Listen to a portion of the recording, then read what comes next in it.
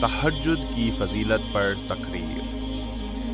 میرے عزیز بھائیوں اور بہنوں، اسلام ایک کامل دین ہے جو انسان کی زندگی کے ہر پہلو کو روشنی عطا کرتا ہے۔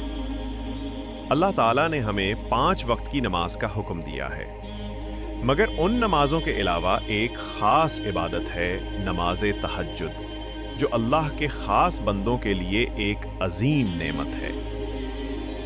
تہجد کا مطلب ہے رات کے آخری پہر اٹھ کر عبادت کرنا۔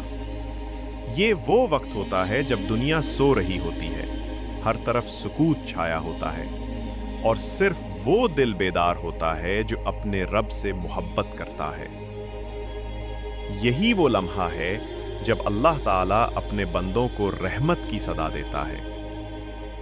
حدیث شریف میں آتا ہے، رسول اکرم صلی اللہ علیہ وسلم نے فرمایا، ہمارا رب ہر رات آسمان دنیا پر نزول فرماتا ہے جب رات کا آخری تہائی حصہ باقی رہتا ہے، اور فرماتا ہے، کون ہے جو مجھ سے مانگے تاکہ میں اسے عطا کروں؟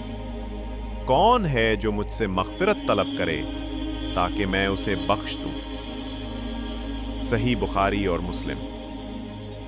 سبحان اللہ، سبحیجیے، وہ رب جو بادشاہوں کا بادشاہ ہے خود ہمیں پکار رہا ہے، ہمیں اپنی بارگاہ میں بلاتا ہے اور کہتا ہے، آؤ مانگو، میں دینے کے لیے تیار ہوں۔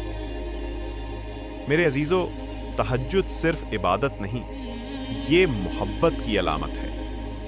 یہ بندے اور رب کے درمیان ایک خاص ملاقات ہے، ایک ایسا لمحہ جب دل خالص ہو جاتا ہے، زبان دعا میں مصروف